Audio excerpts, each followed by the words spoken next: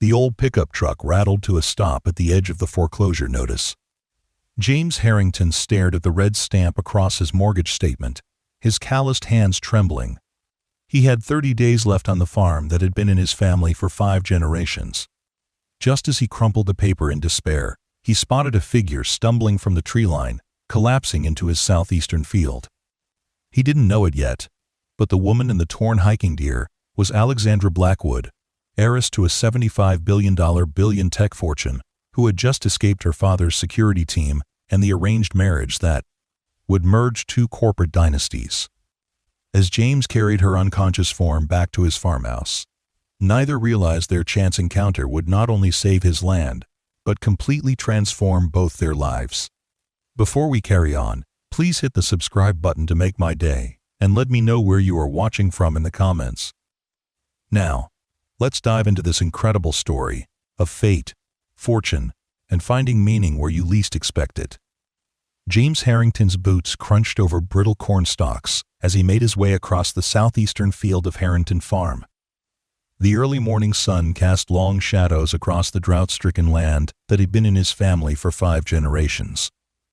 At 42, the lines etched into his weathered face told the story of a man who had spent his life battling the elements, the economy, and lately, the bank that was ready to foreclose on everything he had ever known. He paused at the edge of his property, where the fields gave way to dense forest. The fence needed mending again, another expense he couldn't afford. 3 consecutive years of drought had devastated his crops. Last year's harvest had barely covered the interest on his loans. The final notice from the bank had arrived yesterday, getting him 30 days before they would take his land. James ran a hand through his salt and pepper hair, squinting at the horizon. The forecast had promised rain, but the cloudless blue sky mocked such hopes. His dog, Scout, an aging border collie, trotted up beside him, pressing against his leg as if sensing his despair. "Not much left to do, old boy," James murmured, patting the dog's head. "Maybe it's time to accept that some battles can't be won." Scout's ears suddenly perked up. The dog turned toward the forest, a low growl rumbling in his throat. "What is it?" James asked, following the dog's gaze. At first, he saw nothing unusual among the trees and underbrush. Then, a flash of color caught his eye, something bright moving awkwardly through the forest. James squinted, thinking it might be a deer, but as the figure emerged from the tree line, he realized it was a person, a woman stumbling toward his property. Her clothing, what appeared to be expensive hiking gear, was torn and dirty. Her dark hair was tangled with leaves and twigs. Even from a distance, James could see she was favoring her right leg, limping heavily as she navigated the uneven terrain. As she cleared the trees and stepped onto his land, she looked up. For just a moment, their eyes met across the field, hers wide with what looked like fear or desperation. Then, without warning, she collapsed to the ground. "Hey!" James called out, already running toward her. Scout bounded ahead, reaching the fallen woman first. By the time James caught up, the dog was circling her anxiously, whining. The woman lay face down in the dirt. James knelt beside her, gently rolling her onto her back. She was young, maybe in her early 30s, with delicate features that seemed incongruous with her current state. A nasty gash ran along her forehead, crusted with dried blood. Her breathing was shallow but steady. "Miss, can you hear me?" James tapped her cheek lightly, receiving no response. He checked her for other injuries, finding her ankle swollen to nearly twice its normal size. What was someone like her doing out here, miles from the nearest hiking trail? The nearest town was Preston, over 15 miles away, and it wasn't exactly a tourist destination. James hesitated only briefly before scooping her up in his arms. She weighed almost nothing against his farm-hardened muscles. Scout followed anxiously as James carried the unconscious woman back across his failing fields toward the 2-story farmhouse that had been his family's home for generations. As he walked, he couldn't help noticing the quality of her clothing. Even torn and dirty, he could tell it was expensive. The watch on her wrist looked like it cost more than his truck. Whoever this woman was, she didn't belong in this remote corner of rural America. The farmhouse stood as it had for over a century, white paint peeling, wraparound porch sagging slightly on one side. It had once been the proud centerpiece of a thriving farm. Now it was just another asset on the bank's foreclosure list. James shouldered open the screen door, careful not to bang the woman's head against the frame. He laid her gently on the sofa in the living room, a comfortable, if worn piece of furniture that had belonged to his parents. The woman remained unconscious, her breathing shallow but steady. James fetched the first aid kit from the kitchen, along with a bowl of cool water and a clean cloth. As he cleaned the dirt and blood from her face, he couldn't help but wonder who she was and what circumstances had brought her, clearly injured and alone, to the edge of his property. There was something about her face that seemed vaguely familiar, though he couldn't place it. "What kind of trouble are you in?" he murmured, though he expected no answer. Scout settled on the floor beside the sofa, his eyes fixed on the stranger as if appointed her guardian. James finished cleaning the wound on her forehead. It wasn't as bad as it had first appeared, and applied an antiseptic ointment before covering it with a bandage. He elevated her injured ankle on a pillow and wrapped it in an ice pack. With nothing more to be done until she regained consciousness, James went to the kitchen to put on a pot of coffee. The morning newspaper lay open on the table to the financial section, a small headline catching his eye. Blackwood Technology stock soars amid merger rumors. Below it was a photo of an older man with silver hair and piercing eyes, identified as Richard Blackwood, founder and CEO. James had little interest in the fortunes of tech billionaires. His own financial problems were pressing enough. He folded the paper and tossed it aside, pouring himself a cup of coffee before returning to check on his unexpected guest. To his surprise, she was awake, attempting to sit up while Scout watched attentively. "Whoa, take it easy," James said, setting his coffee down on the side table and moving to help her. "You've got a nasty bump on your head, and your ankle's pretty swollen." The woman flinched at his approach, pressing herself back against the sofa cushions, eyes wide with alarm. "It's okay," he said, raising his hands placatingly. "I'm not going to hurt you. My name's James Harrington. This is my farm. I found you collapsed at the edge of my property." She looked around the room, taking in her surroundings with quick, assessing glances. Her eyes, James noticed, were a striking shade of green, intelligent and wary. "Where am I?" she asked finally, her voice hoarse but cultured, with an accent that spoke of expensive education. "About 15 miles outside Preston," James replied. "Middle of nowhere, basically." A flicker of relief crossed her face. "How long have I been unconscious?" James glanced at his watch. "Not long, maybe 30 minutes since I found you." She nodded slowly, wincing as the movement aggravated her headache. I should go." "You're not going anywhere on that ankle," James said firmly. "And you might have a concussion. You need to rest." The woman hesitated, clearly torn between suspicion and the reality of her physical condition. Finally, she settled back against the cushions, one hand moving to the bandage on her forehead. "Thank you," she said quietly. "For helping me." James nodded, picking up his coffee again. "You want to tell me what you were doing out there? The nearest hiking trail is miles away." She dropped her gaze, fingers fidgeting with the edge of the blanket he draped over her. "I got lost," she said simply. Too simply. James raised an eyebrow, but didn't press. Everyone had secrets, and hers were none of his business. "I'm going to get you some water and something for that headache. Then maybe you can tell me who I should call to come get you." A flash of panic crossed her face. "No calls, please." James paused, studying her more carefully now. "You? In some kind of trouble?" "No, I need some time, please." Her eyes met his, pleading. Against his better judgment, James nodded. "All right, no calls for now. But you'll need to give me something to call you." She hesitated only briefly. "Alex. My name is Alex." "Well, Alex, you're welcome to rest here until you're feeling better, but I should warn you, this isn't exactly the Ritz." A small smile curved her lips. "That's exactly what I need right now." James returned to the kitchen, wondering what he'd gotten himself into. Alex was clearly running from something or someone, An experience had taught him that other people's problems had a way of becoming his own.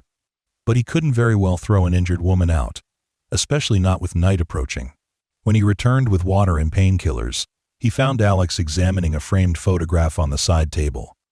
It showed a younger James, with a smiling woman and a little girl around 7 years old. "My wife and daughter," James said, setting the glass and pills on the table. "That was taken about 10 years ago." Alex set the photo down carefully. "Where are they now?" A familiar ache settled in James's chest. "Caroline, my wife, passed away 8 years ago. Cancer." He took a breath. "Lily, my daughter, lives with my sister in Chicago. She's finishing high school there. Better opportunities than I could give her here." "I'm sorry about your wife," Alex said quietly. "And your daughter? You must miss her." "Every day," James admitted. "But I call her twice a week, and she visits during summers. My sister can provide the kind of life I can't right now." Alex took the pills with a sip of water, studying him thoughtfully. "This farm? It's been in your family a long time?" "5 generations," James said, unable to keep the pride from his voice. "My great-great-grandfather built this house in 1903. We've weathered all kinds of storms over the years, but—" He trailed off, not wanting to burden a stranger with his financial troubles. "But?" Alex prompted. James shrugged. "Times are tough. Farming's not what it used to be." Before Alex could respond, Scout suddenly raised his head, ears alert. A moment later, James heard the sound of tires on gravel. "Expecting someone?" Alex asked, tension evident in her voice. "No," James replied, moving to the window. A black SUV with tinted windows had pulled up in front of the house. "You want to tell me who might be looking for you?" Alex's face had gone pale. "Please," she whispered. I can't go back yet, please." James Harrington had made a career of minding his own business, but something in her plea reached him. Without quite knowing why, he made a decision. "Stay here," he said quietly. "And stay down." As James stepped onto the porch, the SUV's doors opened, and 2 men in dark suits emerged. Everything about them screamed security. The earpieces, the sunglasses, the way they scanned the surroundings. "Can I help you, gentlemen?" James called, keeping his tone casual as he descended the porch steps. Scout remained at his side, hackles slightly raised. The taller of the 2 men stepped forward. "Good afternoon, sir. We're looking for a missing person, a woman who may have passed through this area. She's about 5'6", dark hair, wearing hiking clothes. She's been missing since this morning, and her family is very concerned." James maintained a neutral expression. "Haven't seen anyone fitting that description. Don't get many hikers out this way." The man held up a phone displaying a photo. "This is her. Take a good look. It's very important that we find her." James studied the picture. It was undeniably Alex, though in the photo she looked polished and composed, dressed in what appeared to be designer clothes, her hair perfectly styled. The woman in his living room was a far cry from this glossy image, but it was clearly the same person. "Sorry," James said, handing the phone back. "Haven't seen her. Like I said, don't get many strangers out here. Mostly just me and my dog." The 2 men exchanged glances. "Would you mind if we took a look around? Her last known GPS location was near this area." "Actually, I do mind," James said firmly. "This is private property. If you want to search it, you'll need a warrant." The second man stepped forward, his posture subtly threatening. "Sir, this is a matter of considerable urgency. The woman we're looking for is Alexandra Blackwood. Perhaps you've heard of her father, Richard Blackwood." The name did ring a bell. The man from the newspaper. James maintained his composure. "Don't much follow business news out here, and that doesn't change the fact that this is private property." The first man produced a business card. "If you do see her, please call immediately. Ms. Blackwood is in a fragile state. Her family is extremely worried." James took the card, noting the Blackwood Technologies logo. "I'll keep an eye out." The men seemed reluctant to leave, but eventually returned to their vehicle. James watched as they drove slowly away, waiting until they were out of sight before returning to the house. Inside, he found Alex, or Alexander Blackwood, apparently sitting tensely on the edge of the sofa, ready to flee despite her injuries. "They're gone," James said, holding up the business card. "But I think you owe me an explanation, Ms. Blackwood." Alex slumped back, her face a mixture of relief and resignation. "How much do you know about me?" "Nothing beyond what those men told me. Your father is Richard Blackwood. I gather that's significant." A bitter laugh escaped her. "Yes, quite significant. Blackwood Technologies? The conglomerate that makes everything from smartphones to military drones? My father built it from nothing. Now it's one of the largest tech companies in the world, and he's one of the richest men in the country." End quote. James sat down in the armchair across from her. "And you're running from that?" "Most people run toward money, not away from it." Alex's fingers traced the edge of her bandage. "I'm running from a cage, gilded as it may be." She met his eyes directly. 2 days from now, I'm supposed to marry Charles Westfield, heir to Westfield Industries. Our union, as my father calls it, would create the largest corporate merger in history. Billions of dollars in combined assets, and market share. "And you don't love him?" James guessed. "I barely know him," Alex replied. "We've met exactly 4 times, always surrounded by lawyers and PR teams. This isn't a marriage, it's a business transaction, and I'm just another asset to be leveraged." She shifted, wincing as she accidentally jostled her injured ankle. "So you ran," James said. Alex nodded. 2 days ago, I disabled the tracking on my phone and car, took cash from an account my father doesn't monitor, and just disappeared. I've been hiking through the backcountry, trying to make it hard for them to track me, but I fell down a ravine last night. She gestured to her ankle. "Spent the night outdoors, then tried to keep moving this morning until I couldn't anymore." James processed this information slowly. It sounded like something from a movie, not the kind of problem that typically found its way to Harrington Farm. "Those men will be back," he said finally. "I know. I should go. You can barely walk." They sat in silence for a moment, the ticking of the old grandfather clock in the corner, the only sound. "Look," James said finally, "what you do with your life is your business. I don't know you, and I certainly don't know what it's like to be in your shoes. But you're injured, and night's coming. Stay until morning at least. We can figure out next steps then." Relief washed over Alex's face. "Thank you. I know this puts you in an awkward position." James stood, a wry smile tugging at his lips. "One more problem on top of everything else won't make much difference." As the afternoon waned into evening, James heated up a simple dinner of homemade vegetable soup and cornbread, nothing fancy, but filling. To his surprise, Alex ate enthusiastically, claiming it was the best meal she'd had in days. Given that she'd been hiding in the woods, that might well have been true. Their conversation over dinner was cautious at first, both of them feeling out the boundaries of this strange situation. But as the evening progressed, James found himself opening up about the farm, his struggles with the bank, the drought that had devastated his crops.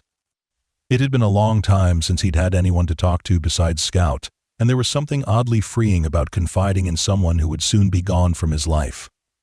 In turn, Alex shared glimpses of her own strange existence growing up, as the heir to a vast fortune, the crushing expectations, the lack of privacy, the constant awareness that every relationship might be motivated by greed or ambition rather than genuine connection. "Don't get me wrong," she said, sipping the herbal tea James had made. "I've had every privilege imaginable. The best schools, travel, financial security. I know how fortunate I am in many ways. But money doesn't buy happiness," James offered, the platitude falling awkwardly from his lips. Alex smiled sadly. "It's more complicated than that. Money buys safety, options, comfort, all things that can contribute to happiness. What it doesn't buy is authenticity or freedom, at least not in my world. Everything is strategic, calculated. Even childhood friendships were vetted by my father's security team." "Sounds lonely," James observed. "It was. Alex set down her mug. "That's part of why I ran. I realized I was about to enter an even more restrictive cage. The merged companies would be worth billions, and I would effectively become a corporate asset, wheeled out for events and photo ops, expected to produce heirs and uphold the family image. James found himself unexpectedly moved by her plight. Different as their lives were, he recognized the look of someone trapped by circumstances. "So what's your plan?" he asked. "You can't run forever." Alex stared into her tea. "I don't know," she admitted. "I just needed space to think, to assert some control. Maybe I'll go back on my own terms, negotiate some kind of independence. Maybe I'll disappear entirely. I have money my father can't touch. Not billions, but enough to start a new life. And your ankle won't even let you get to the main road right now," James pointed out. Alex laughed softly. "True. I'm not exactly in fighting shape at the moment." As night fell, James made up the guest bedroom unused since his sister's last visit months ago. Alex thanked him with a sincerity that suggested she wasn't accustomed to simple kindnesses offered without agenda. James lay awake, long into the night, thinking about the strange turn his day had taken.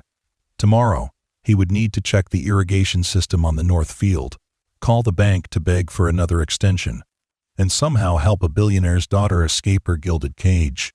The absurdity of it almost made him laugh. Outside his window, clouds finally gathered on the horizon. The promise of rain carried on the changing wind. Alex woke to unfamiliar surroundings, momentary panic gripping her until memory returned. The simple guest room of the farmhouse was bathed in early morning light. Outside, rain tapped gently against the window. Not the violent storm that had been forecast, but a steady, soothing shower. Her ankle throbbed dully as she sat up, but the swelling had subsided somewhat. The events of the previous day felt dreamlike. Yet here she was, hiding out on a struggling farm with a man who owed her nothing but had sheltered her anyway. The smell of coffee and something baking drew her downstairs, moving carefully to avoid putting weight on her injured ankle. She made her way to the kitchen where she found James at the stove, flipping pancakes. "Morning," he said, glancing up. "How's the ankle?" "Better," Alex replied, easing herself into a chair at the kitchen table. Scout trotted over to greet her, and she scratched behind his ears. "The rain came." James nodded, a hint of relief in his expression. "Not enough to break the drought, but it's something. Might save what's left of the soybean crop, at least." "Is that important?" "Every bit helps." He set a plate of pancakes in front of her. "I've got real maple syrup, one luxury I never skimp on." Alex smiled at the simple pleasure he took in this small indulgence. "It smells amazing." As they ate, James outlined his plan for the day. "I need to check the irrigation system, make sure it's distributing the rainwater properly. After that, I have to go into town for a few supplies. You'll be safe here, those security men won't be back until they've checked other areas." Alex hesitated. "I don't want to impose any more than I already have." "You're not imposing," James said simply. "Just rest that ankle. There are books on the shelf in the living room if you get bored. No internet out here. I'm afraid can't afford it anymore." The lack of internet, which would have been unthinkable in Alex's normal life, now felt like a blessing. No way to be tracked electronically, no constant barrage of news and information. "Thank you," she said. For everything." James shrugged, uncomfortable with gratitude. "It's nothing." But they both knew it wasn't nothing. In sheltering her, he had potentially placed himself in the crosshairs of a powerful man accustomed to getting his way. Whatever James's own problems, he'd taken on hers without hesitation. After breakfast, James headed out to check his fields, leaving Alex alone in the farmhouse with Scout for company. Her professional instincts urged her to use this time productively, to strategize, plan her next move, consider all contingencies, but instead, she found herself drawn to the family photos that lined the hallway. James as a young boy with his parents in front of this same house. James and his wife on their wedding day. James holding baby Lily. Family Christmas. Celebrations, birthday parties, ordinary moments preserved in time. A normal life, the kind she had never known. In the home office, she found more recent photos of Lily, now a teenager with her father's eyes and her mother's smile. Beside them lay stacks of bills, many stamped with final notices. The calendar on the wall had the date circled in red, 30 days from now, with bank deadline written in block letters. Alex sank into the desk chair, struck by the contrast between her financial reality and James's. The amount needed to save this farm would be pocket change to her father, less than he spent on a weekend's entertainment. Yet for James, it represented everything. His heritage, his home, his connection to his late wife, his future. She was still contemplating this when the sound of tires on gravel alerted her to a vehicle approaching, peering cautiously through the curtains. She saw not the black SUV from yesterday, but an older sedan pulling up in front of the house. A woman in her 60s emerged, carrying what appeared to be a casserole dish, before Alex could decide whether to hide.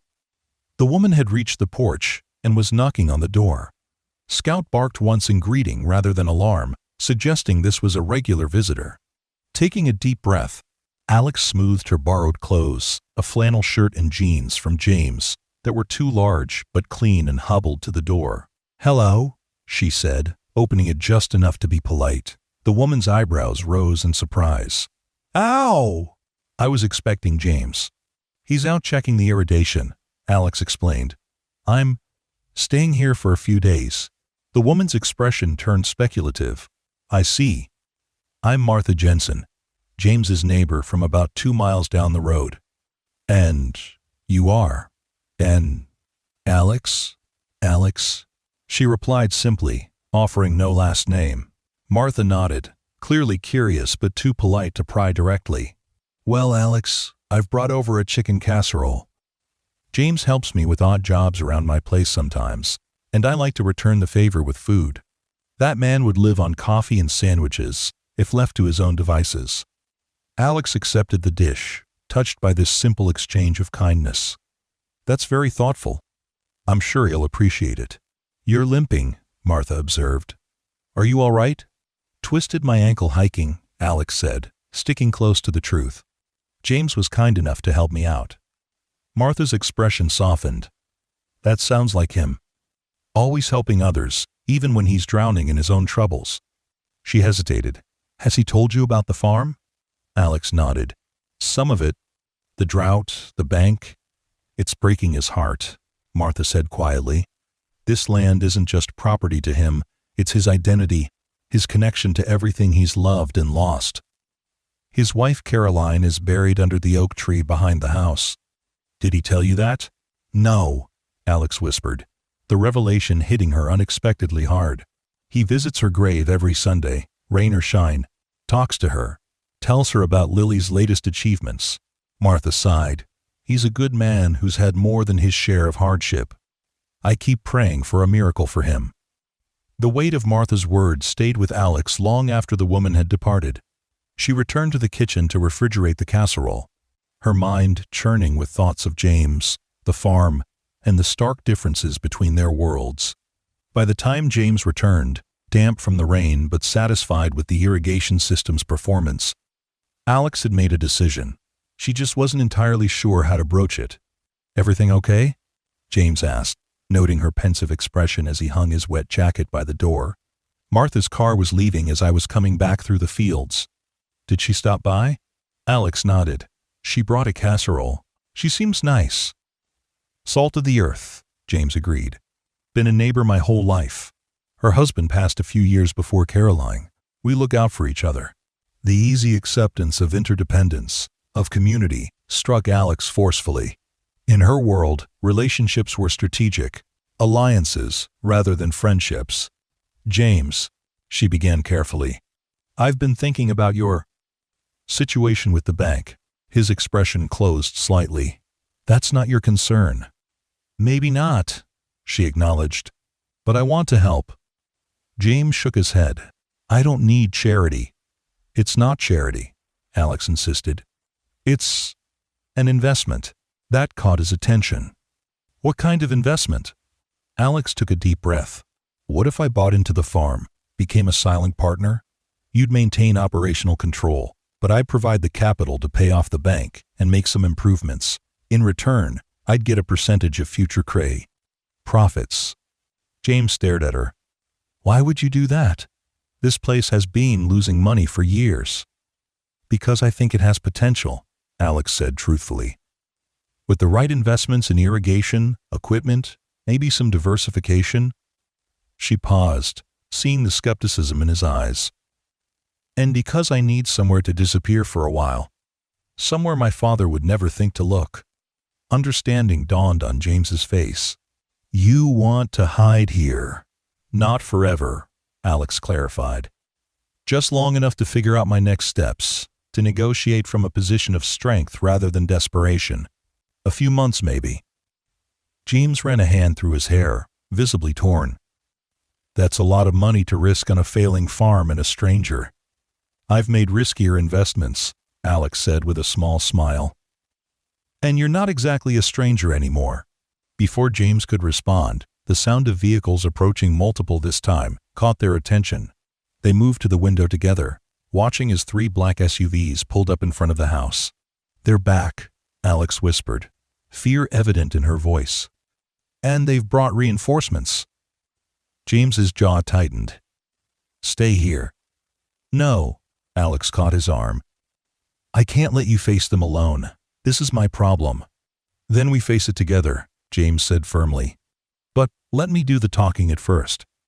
They watched as 6 men in suits emerged from the vehicles, spreading out to form a perimeter around the house. From the last SUV, an older man stepped out, tall, imperious, with silver hair and penetrating eyes that missed nothing. Alex's grip on James's arm tightened. My father, she whispered. Richard Blackwood surveyed the farmhouse with obvious disdain before striding toward the front porch, 2 security men flanking him. James opened the door before they could knock, standing tall in the doorway with Alex slightly behind him, her hand resting on Scout's head for reassurance. Mr. Harrington, Richard Blackwood said, his voice cultured and cold. I believe you have something that belongs to me. I don't believe people can belong to anyone, Mr. Blackwood, James replied evenly. Richard's eyes narrowed. You lied to my security team yesterday. I protected someone who asked for my help. Alexandra, Richard said, finally acknowledging his daughter. This childish game ends now. The Westfield merger depends on your cooperation. Billions of dollars and thousands of jobs are at stake. Alex stepped forward, standing shoulder to shoulder with James. Hello, Father. Always leading with the business implications, never with concern for your daughter's happiness. Happiness? Richard scoffed. I've given you every advantage, every luxury. What more could you possibly want? Freedom, Alex replied simply. The right to choose my own path, my own partner. Richard's expression hardened. Freedom is an illusion, Alexandra. We all have responsibilities, obligations. The merger with Westfield Industries will secure the company's future for generations to come. And what about my future? Alex challenged. Am I just another asset to be leveraged? You are a Blackwood, Richard replied, as if that answered everything. His gaze shifted to James. Mr. Harrington, I'm willing to overlook your interference in family matters. I understand from my sources that you're facing financial difficulties. Perhaps we could come to an arrangement beneficial to both of us. James's back stiffened. I'm not for sale, Mr. Blackwood. Everyone has a price, Richard said dismissively. Your farm is about to be foreclosed upon. I could make that problem disappear with a phone call. For a moment, James seemed to waver, the weight of his financial burden evident in his expression. Alex held her breath, understanding completely if he chose to accept the offer. After all, he'd known her less than 2 days. Why should he risk everything for her? But then James straightened, meeting Richard Blackwood's gaze directly. With respect, sir, there are some things money can't buy. Your daughter came to me injured and afraid, asking for help. Where I come from, we don't turn our backs on people in need, no matter who's asking. Pride in something deeper surged through Alex at his words. In that moment, standing in his worn flannel shirt on the porch of his failing farm, James Harrington possessed a dignity her father with all his billions could never match. Richard's face flushed with anger. Security, he snapped. Escort my daughter to the car. 2 men moved forward, but Scout growled, hackles raised, and James stepped protectively in front of Alex. "She's not going anywhere she doesn't want to go," he said quietly. "Not from my property." "This is absurd," Richard hissed. "Alexandra, you have responsibilities. The announcement dinner is tomorrow night. The wedding is in less than a week. Do you have any idea of the consequences if you don't return?" "I'm well aware," Alex replied steadily, "and unwilling to discuss the future of Blackwood Technologies, but on my terms, not yours. I won't be forced into a marriage to serve corporate interests." Richard studied his daughter, perhaps truly seeing her for the first time in years. The stubborn set of her jaw, so like his own, told him this was not a battle he would win by force. "You always were headstrong," he said finally. "Like your mother." The mention of her mother, dead 15 years now, caught Alex by surprise. Richard Blackwood rarely spoke of his late wife. "Give me 3 days," Alex said. 3 days of peace to think clearly, to formulate a counterproposal. Then I'll return to the city, and we can discuss the future of the company, like the business partners we are." "Business partners? Business partners?" Richard repeated, eyebrows rising. "I own 25% of Blackwood Technologies," Alex reminded him. "It's time I started acting like it." A tense silence fell. James remained steady beside Alex, his presence grounding her as she faced down the man who had controlled every aspect of her life for as long as she could remember. Finally, Richard gave a curt nod. 3 days. Then you return, and we discuss this rationally." He reached into his jacket and produced a mobile phone. "Take this. It's secure. I expect daily check-ins to confirm your safety." Alex accepted the phone, recognizing both the concession and the leash it represented. "Agreed." Richard turned his attention back to James. "Mr. Harrington, my daughter seems to have placed her trust in you. I hope that trust is not misplaced." "It isn't," James replied simply. With a final measuring look, Richard Blackwood returned to his vehicle.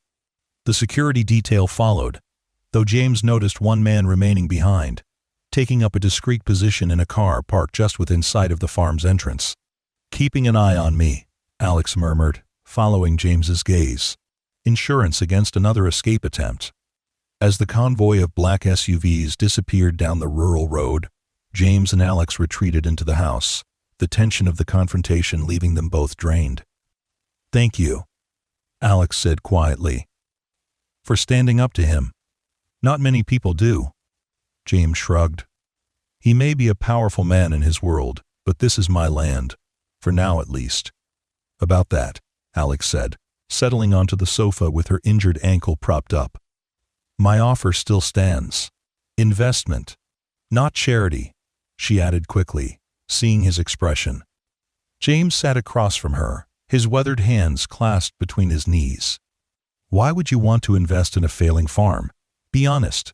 Alex considered her words carefully. "Partly for the reasons I already gave you. I need a place to regroup, somewhere unexpected. But also because—" She paused, searching for the right words. "Because in less than 24 hours, you've shown me more genuine kindness than I've experienced in years. You had nothing to gain and potentially much to lose by helping me, but you did it anyway."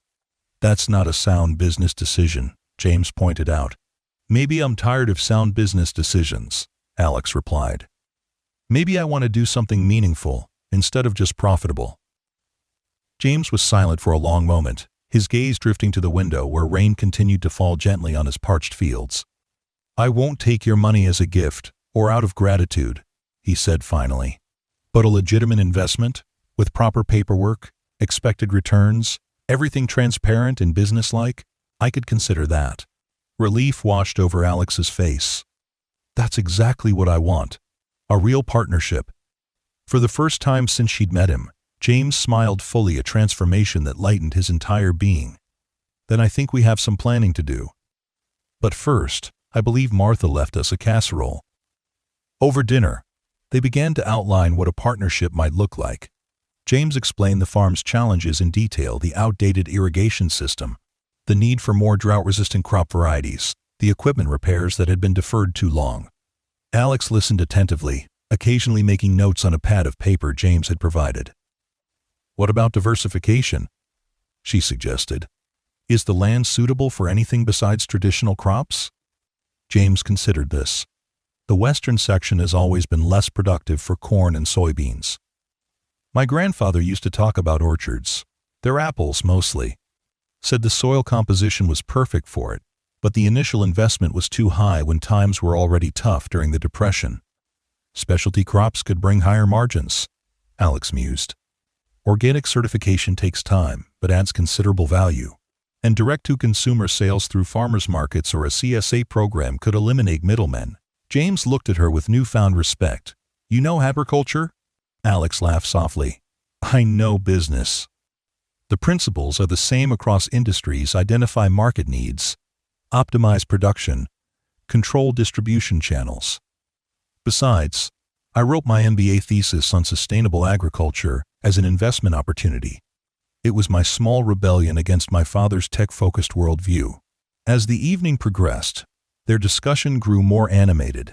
James found himself energized by Alex's fresh perspective and strategic thinking, while she was impressed by his deep practical knowledge and connection to the land. What had begun as a bizarre encounter between strangers was rapidly evolving into a partnership with genuine potential. When they finally retired for the night, James lay awake thinking not of his looming bankruptcy, but of apple orchards, irrigation systems, and new possibilities. For the first time in years, he felt something he'd almost forgotten: hope. Morning broke clear and bright, the rain having moved on during the night. Alex woke to the smell of coffee and the sound of James on the phone in the kitchen. His tone was different from the previous day, confident, almost cheerful as he spoke to someone about scheduling a meeting with his loan officer. When she made her way downstairs, he was finishing the call. Progress? She asked, accepting the cup of coffee he offered. The bank is willing to discuss refinancing options, James replied. Apparently having a potential investor changes their perspective on my creditworthiness. Alex smiled. Amazing how that works. They spent the morning drafting a formal partnership agreement. Alex insisted on fair terms. She would provide capital to clear the debt and fund improvements, but James would retain majority ownership and complete operational control. Her return would be a percentage of profits after the farm was stabilized, with provisions for buying back her share over time if he chose to. This isn't how venture capital usually works, James observed wryly. Investors typically want control. I'm not a typical investor, Alex replied. And this isn't just about money for me. It's about creating something meaningful, sustainable. By afternoon, her ankle had improved enough that she could walk with just a slight limp. James offered to show her around the property properly, and she eagerly accepted. The farmhouse sat on a gentle rise, with fields spreading out in all directions. To the east lay the corn and soybean crops, struggling but showing signs of revival after the rain. To the west, the land sloped toward a small creek, the area James had mentioned as potential orchard space. The water access makes it ideal, James explained, as they walked carefully along the creek bank. And the hillside provides natural drainage. Alex could see it in her mind's eye. Neat rows of apple and pear trees, perhaps a small farm store where visitors could purchase fresh produce and homemade goods. It's beautiful, she said truthfully. There's so much potential. Here. They continued their tour, James pointing out boundaries, explaining soil conditions, showing her the barn that needed a new roof and the vintage tractor he'd been nursing along for years. That's Caroline's garden, he said softly as they passed a fenced area near the house where wildflowers grew in cheerful profusion. She loved native plants, said they belonged here just like we did. Alex noted how he still spoke of his late wife in the present tense sometimes. She sounds wonderful. She was, James agreed. Strong, practical, but with this incredible capacity for joy. She could find wonder in the smallest things. A perfect tomato from the garden, the first fireflies of summer, Lily learning to read. His voice caught slightly. She would have found a way to save this place. Tell me about Lily, Alex prompted gently as they continued walking. James's expression brightened. She's brilliant. 16 now, top of her class. Wants to study environmental science in college, says she's going to come back and make this the most sustainable farm in the state. She's got her mother's brains, and 10 times my stubbornness. Sounds like a force to be reckoned with. She is, James agreed proudly. He hesitated before adding, she's why I couldn't give up, even when it seemed hopeless. This land is her birthright. They had reached a massive oak tree standing alone at the edge of the southeastern field. Beneath it, a simple headstone marked Caroline's resting place. I come here when I need to think, James said quietly. When the problem seemed too big, or I'm not sure which path to take. Alex hung back, giving him a moment of privacy with his memories. The simple dignity of this place, this final connection to the woman he had loved, moved her deeply. In her world, even death was a production, with elaborate mausoleums and performative grief. As they walked back toward the house, Alex noticed the security man still watching from his car in the distance. The reminder of her other life, waiting to reclaim her, sent a chill through her despite the warm afternoon. Are you okay? James asked, noticing her change in mood. Just thinking about what comes next, Alex admitted. In 3 days, I have to return and face my father, Charles Westfield, the board of directors, the media. I ran away because I felt trapped, but I haven't actually solved anything. James considered this as they reached the porch steps. Maybe running wasn't about solving the problem. Maybe it was about giving yourself space to see it clearly. And have I? Alex wondered aloud. Seen it clearly? Only you can answer that, James replied. But from where I stand, you seem to be someone who knows her own mind. You just needed to remember that. That evening, after dinner, Alex used the secure phone her father had provided to make a series of calls to her personal attorney, to a trusted friend on the board of directors, to a financial advisor who had been her mother's confidant before her death. Each conversation was brief but purposeful, pieces of a strategy taking shape in her mind. James gave her privacy for these calls, busying himself with farm accounts at the kitchen table. When she finally joined him, her expression was determined. I think I know what I need to do, she said. About the merger? Alex nodded. I can't stop it entirely. The business case is too strong, and my father holds the majority of voting shares. But I can negotiate conditions, protections for employees, commitments to ethical practices. And the marriage? James asked quietly. That's where I draw the line, Alex said firmly. The business merger can proceed without a personal one. Charles doesn't want this any more than I do. He's just better at hiding it, at playing the dutiful son. James looked skeptical. Your father seemed pretty set on the whole package. He is, Alex acknowledged, but he's also pragmatic. If I make it clear that fighting me on this will be costly in public, he'll compromise. You sound confident. I am, Alex realized, somewhat surprised by her own certainty. 2 days ago, I was running away. Now, I'm planning to run toward the problem, but on my own terms. James smiled faintly. Reminded me of something Caroline used to say: you can't outrun trouble, but you can face it on ground you've chosen. Wise woman, Alex said. The wisest. The wisest. James agreed. He hesitated before adding, what about this place? Was all that talk of partnership just a way to thank me for helping you? Absolutely not, Alex said firmly. If anything, I'm more convinced now that it's the right move for both of us. This farm represents everything I want my portion of the family wealth to support: sustainable practices, local economies, real connections to the land and community. James studied her for a long moment. You've changed since you stumbled onto my property. I've remembered who I am, Alex corrected gently. Who I wanted to be before I got lost in my father's expectations. The next morning, they finalized their partnership agreement. Alex arranged for her attorney to draw up formal documents, and James scheduled a meeting with his bank for the following week. The pieces were falling into place with surprising speed and ease. After lunch, they sat on the porch swing, enjoying the warmer weather and watching Scout chase butterflies in Caroline's wildflower garden. What will you do first? Alex asked. Once the bank is off your back? James had clearly given this considerable thought. Fix the irrigation system, repair the barn roof, then start preparing the western section for those apple trees we talked about. Nothing fancy at first, just laying the groundwork. And Lily? Will you tell her she can come home? A shadow crossed James's face. Not yet. My sister's place is still better for her right now. Better school, more opportunities. But maybe by next summer, things will be different enough that she could at least have the option. Alex understood his caution, his unwillingness to get his daughter's hopes up until he was certain. It spoke to his character, this careful stewardship of both land and relationships. I'd like to meet her sometime, Alex said. She sounds remarkable. She is, James agreed. And I think she'd like you too. The simple statement carried unexpected weight.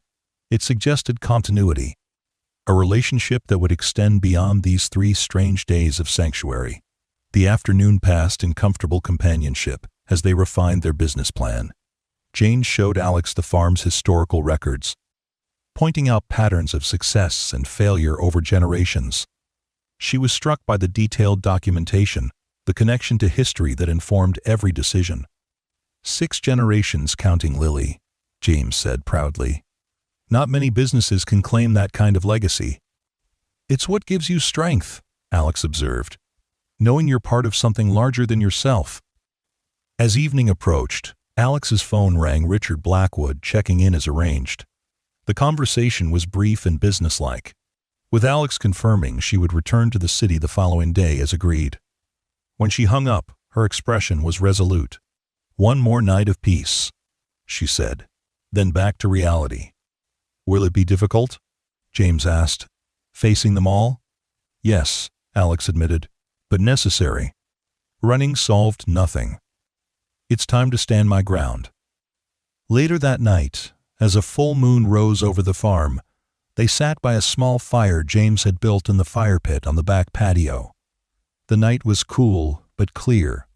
Stars scattered across the vast rural sky in a display, impossible to see in the city. I've been thinking, James said suddenly, about what you said earlier about being part of something larger than yourself. Alex looked at him questioningly. That's what's been missing in your life, he continued. Despite all the wealth and privilege, you haven't had that sense of connection, of purpose beyond the next business deal or social obligation. The insight struck Alex deeply. You're right, she said softly. Everything has always been about individual achievement, accumulation, status. Never about contribution to something enduring. Maybe that's what this partnership can be for you, James suggested. Not just a hiding place or an investment, but a connection to something real. The firelight cast warm shadows across his face, highlighting the sincerity in his eyes. In that moment, Alex felt an unexpected surge of emotion.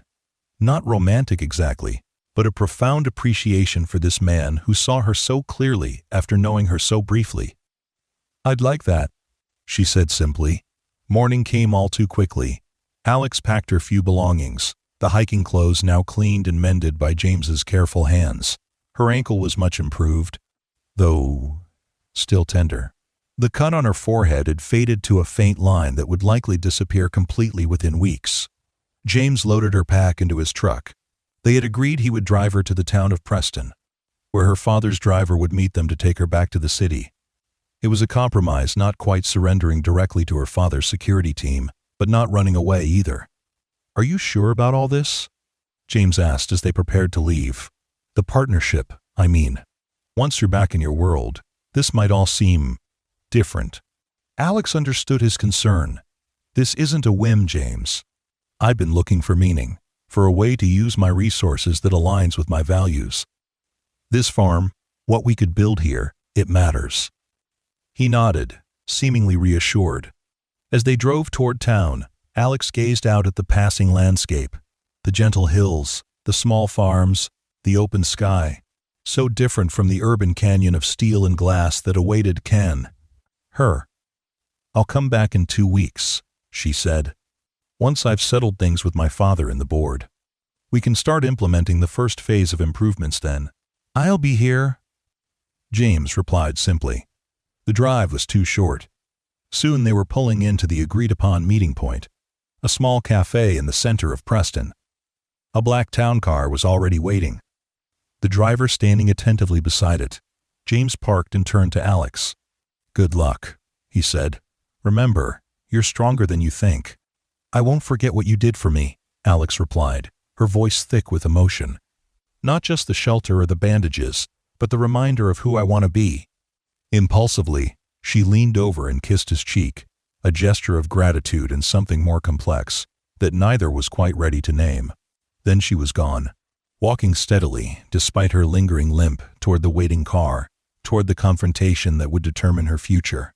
James watched until the car disappeared around a corner, then drove back to his farm, to the ball, tasks that awaited him, to the hope that had rekindled in his heart.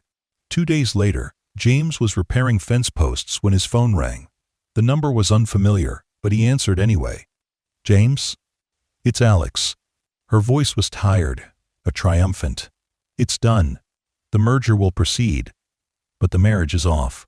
My father wasn't happy, but he accepted my terms when I made it clear the alternatives would be worse."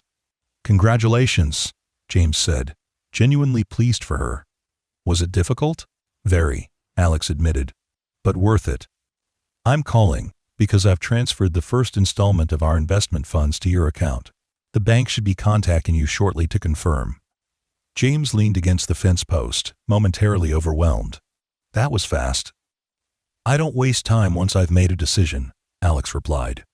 "The formal partnership documents will be delivered tomorrow for your signature, but I wanted you to know the money is already there. You can start on the irrigation system right away."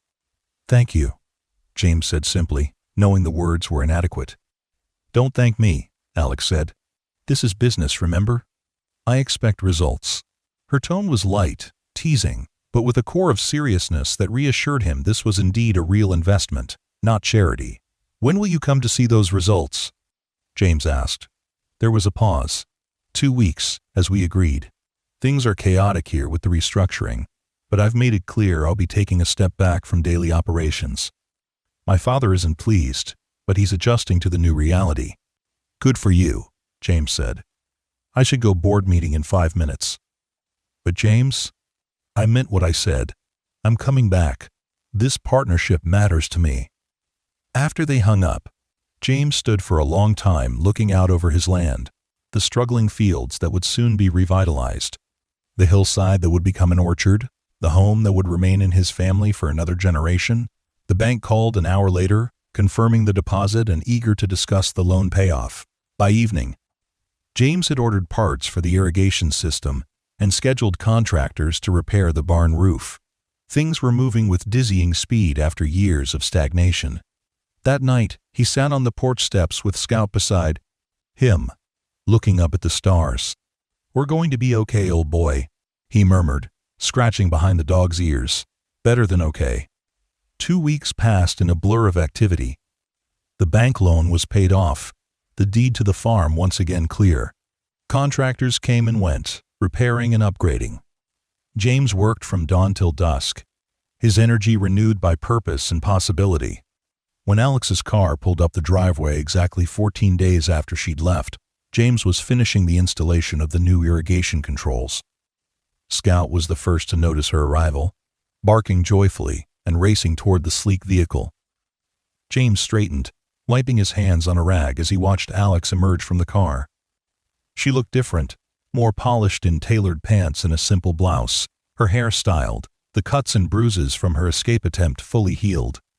Yet something essential remained the same, the directness of her gaze, the quiet determination in her bearing.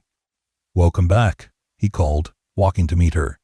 Alex smiled, kneeling to greet Scout before turning her attention to James. "It's good to be back," she said, and he could tell she meant it.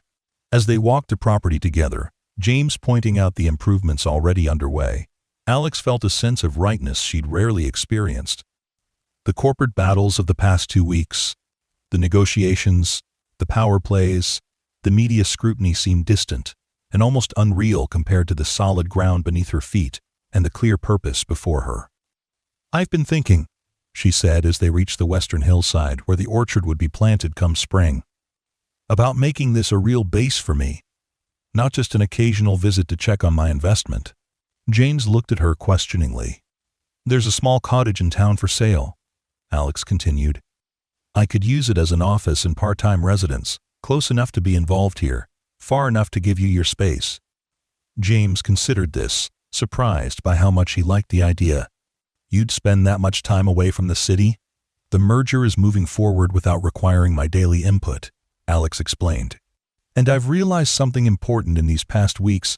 I don't want to just fund this project from afar. I want to be part of building it, with my hands as well as my capital. The sincerity in her voice touched something in James.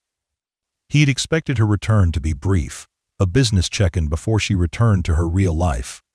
The possibility that this farm, this partnership, might become a central part of her life rather than a side project was both surprising and deeply satisfying.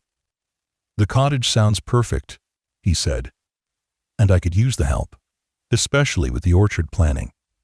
Over dinner that evening, Martha's casserole, which had become something of a joke between them, they discussed next steps for the farm, the potential for organic certification, the marketing plan for direct-to-consumer sales.